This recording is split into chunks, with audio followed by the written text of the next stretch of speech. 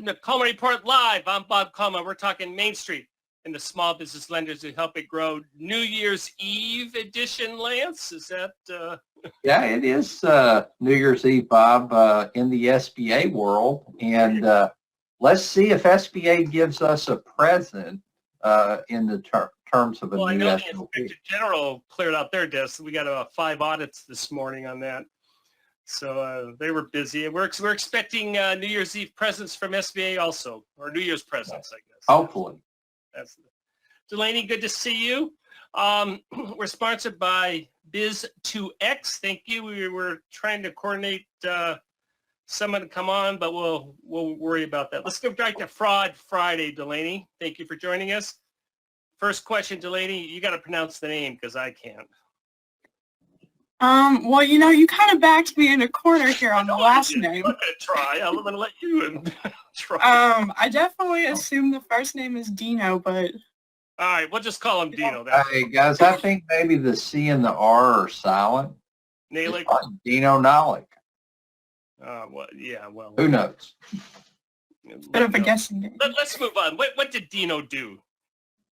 So I believe earlier this year or last year, he pled guilty to 2 counts of fraud, and recently he was just sentenced to 51 months, just over 4 years, and $800,000 in restitution. This fraud scheme began back in 2016. He wanted to open a sushi restaurant, and he submitted a lot of false information, including a big key of multiple of these restaurants and loans here is that he had a partner he previously worked with on different projects who were uninvolved in these projects. He claimed that this person was a partner, forged signatures, and claimed that he injected $600,000, backed that up with falsified bank statements, and ultimately he got $750,000 from Fifth Third Bank. I know we're always interested on what the loan is actually used on. Some of that included gambling, rent, car payments on a luxury vehicle, gas, restaurants, bars, Ticketmaster, and StubHub, along with purchases at the Carolina Panthers football games, and a vast number of other basic commodities and personal expenses. Delaney, the car may not have been that luxury because it included gas, tires, car washes, and towing charges. So there were numbers. Lance, I'm going to go back to the $600,000 equity injection. And, quote, he falsely claimed that he and his partners, his investors, and others had injected more than $600,000 in equity into the scheme. And then he submitted falsified bank statements to support that false claim. Lance, how do we protect ourselves from Photoshop bank statements?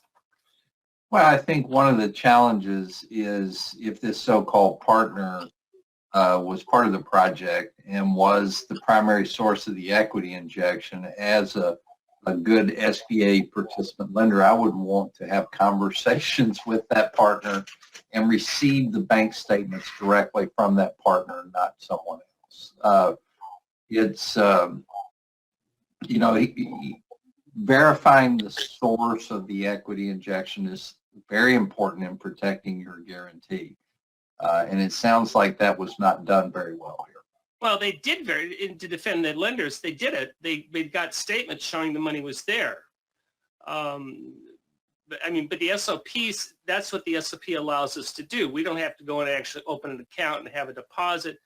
They just say you need to verify the money's been in that account. Am I correct on that?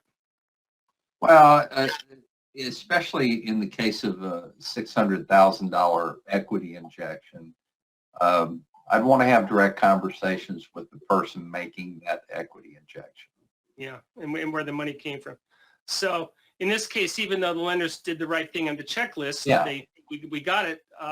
Again, trust but verify. You may want to take one addition. A prudent lender, that's what we can fall back on, may want to take one additional step. Well, he got the sushi restaurant open, Delaney, and then he decided we got to work off that sushi, and he opened up a fitness center. Yes. It was, again, a very similar scheme using the same person as a business partner when they were not involved in the fitness center. He obtained $250,000 at branch Banking and Trust. Once again, forged signatures. For both of these loans, he created an email account so he could coordinate with the bank through this partner's name, but of course it was not actually the partner's email account. Ultimately, he defaulted on this loan as well. Lance, is that a red flag? We have a lender, they went through Fifth Third, and then they're getting another SBA loan the following year, but they're going through a different institution. Does that concern you? I think not in today's world, Bob. It's Right, not right. unusual. I agree It's with not unusual to see an SBA borrower have SBA loans at different participant lenders. I do think that you would want, I mean, as required in the underwriting process, would want to gather some information about the other SBA loan and what it was used for. One of the challenges I have with what I'm hearing is, you know, a 7A loan is not like a PPP loan, Bob. Yeah, these are 7A loans. Yeah, even though a PPP loan technically is a 7A loan, when those were made, they give them the money and then, you know, they're supposed to spend it on payroll, rent, mortgage interest, and so forth, but there's no disbursement process. On a regular 7A loan, there's a disbursement process which should include documentation on what the disbursements were used for. Oh, wait a minute, unless You went to Harris Casino in New Orleans. I mean, there's documents for that, isn't there? did he provide the receipt from the casino? I'm just saying that certainly no. I haven't seen the entire file, but making sure your disbursements are done with proper proof of that disbursement might have avoided some issues here. Well, Delaney, not to steal your thunder, but then one of the reasons why he did not apply to Fifth Third is he owed hundreds of thousands of dollars in a sushi restaurant. Yeah. That's why he went to the new lender. But again, Lance, Delaney, we have falsified notarized statements. Yeah. We have photoshopped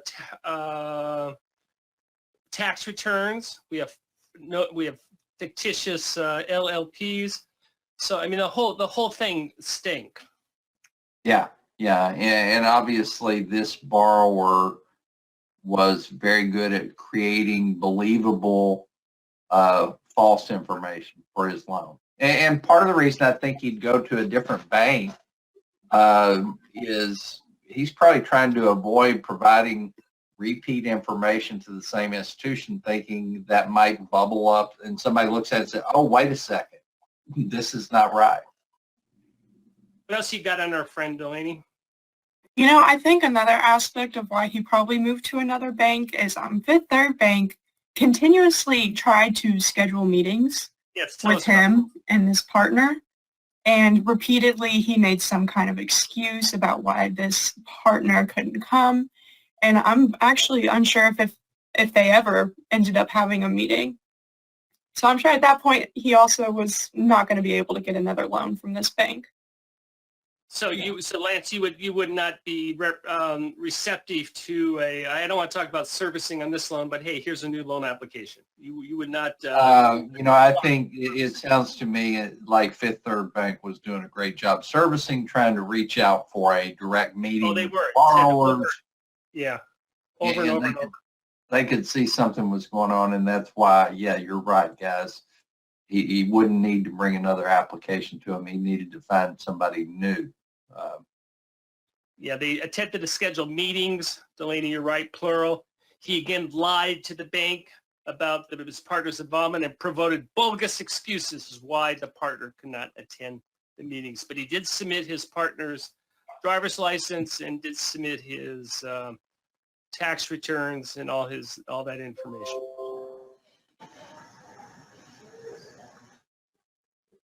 And what was the wrap up on this, Delaney? What did he end up getting? 51 months, so 4 years, 3 months, and $800,000 in restitution. He also was charged with identity theft as partner, and those charges were dropped in the sentencing. What else we got? So there has been a little bit of interesting movement. fintechs have been a big topic of conversation for the past few years, and especially recently. I found an article that came out, I believe, last week or at some point in September, saying that fintech PPP loans rate as highly suspicious at a rate of over 6 times of traditional lenders. Fintechs processed about 15%, but they represented about 75% in a sample of prosecutions for PPP fraud. And apparently the top 12 lenders with the highest rates of suspicious loans are all fintech lenders. In addition, this article reported that 6 of the major fintechs are currently being investigated. It didn't go into more detail, but I think this especially came up after the cabbage story that we've discussed previously. And where are we today with this story? Because this came out at the beginning of the year. What's the update? Here, I might need you to reword that question for me. Then what happened? Well, with fintech and PPP fraud, there hasn't been a lot of movement as far as I have seen, besides, the general COVID task force and all of that. But it has brought up a discussion about other aspects of transparency in fintech lending, and there's been a lot of conversation around that and regulations. There has been a recent petition. Sorry, did you need to say something? No, I'm trying to lead you into what you wrote about today. That's where I'm leading you. Okay, I'll let you lead. Go ahead. Here you go. Yes, recently there was a petition filed with the CFPB, or for the CFPB. Different banker associations are wanting fintechs to be subject to the same regulations that other banks are. So that's been the conversation around this. Yeah. And who signed that letter? Goodness, I know it was the Consumer Bankers Association, and then I probably should know this. There was one other person involved in this petition. I believe it was American Bankers, and a Yes. lot of the trade groups want that. Lance, what's interesting for this is you hear SB wanting to expand Yeah. the number of lenders, and they want to do this.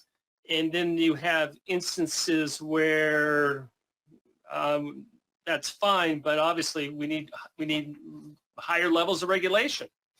Well, I think that one of the things that come into play, guys, is the financial institutions across the country.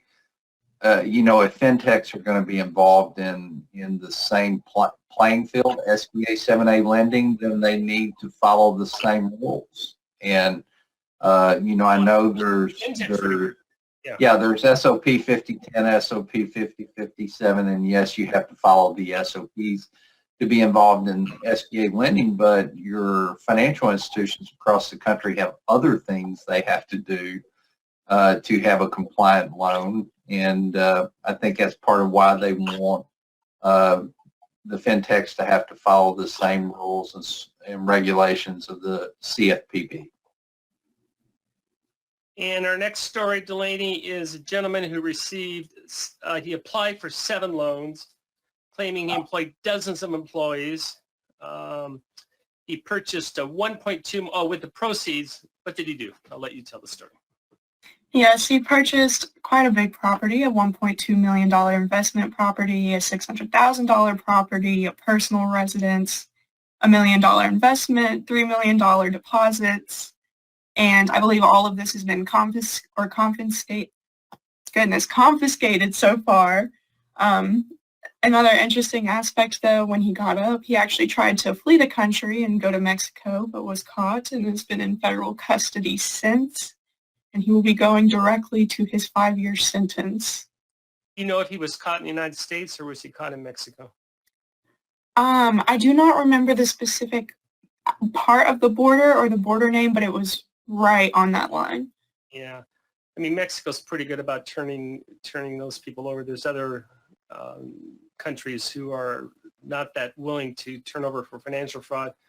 But he seemed to miss a step here, Delaney. He got the loans, but he left all the money in the United States. Yeah. And I guess when you're caught up, you just, I don't know, make a run for it. Hey, Lance, Well, I think, go ahead, Lance. when I look at this, and you sit and think about the people that commit this, yeah, there were several mistakes made here. The big mistake is don't apply for a fraudulent loan. But you're exactly right, Bob. He left all the money here, which made it pretty easy for the Department of Justice, I'm sure, to go and seize that. And then he went to a country that America has good relations with, which would allow them to go and take custody of him. So, well, good for the feds on this one. I mean, absolutely. They got the money back, and 5 years is a hefty sentence. And guys, I'm here to tell you, in working through the PPP servicing and liquidation and guaranteed purchase process, we have communication with the Department of Justice, FBI, Homeland Security. They are working hard, doing a great job in pursuing those people that got fraudulent PPP loans. Lance, you make a great point. I was very critical. I was critical of the feds for some of the cases they brought against the community bankers during the Great Recession. In fact, there were a lot of not guilty verdicts, but they ruined a lot of lives, and they were stretching, I thought, making the community bankers scapegoats for the financial problems that led to the Great Recession. Wall Street bankers were exempt, but those local community bankers ended up in jail and their lives were ruined. In this case, Lance, they're going directly to criminals, where if you're a defense attorney and you get this case, the only thing you do is hope for a good plea outcome. Yeah, I think these are pretty easy. These are not incredibly challenging to prosecute because they committed fraud. Most commonly, of course, wire fraud is the one because they transfer the money from place to place. But the best outcome for the fraudster is the length of the sentence that they get, the amount of restitution. Yeah, these are pretty hard to defend. Hey, Lance, what are you talking about on Tuesday? We're going to have our webinar next week on Tuesday. Well, we have a very exciting first-time program. Now, we've done a closing certification course, but we are going to do a course on closing an SBA Express loan, the requirements for that are different between a regular 7A and an Express loan. So we're just going to make sure you have all the information you need to compliantly close an SBA Express loan. Very good. Lance, thank you so much for joining us. Delaney, good job. As always, thank you all for joining us today for Coleman Report Live and for supporting America's Main Street, one entrepreneur at a time, and a moment of gratitude for all the first responders in Florida and absolutely those who lived through that. A lot of work to be done and a lot of work to personal as well as business. So good job. Thank you all. Thank you. Have a good weekend. Thank you for joining us today for today's episode. If you like today's content, hit that subscribe button to subscribe to our channel and click that bell icon to get notified about our latest videos. Thank you again for joining us today and for supporting America's Main Street, one entrepreneur at a time. Catch you next time.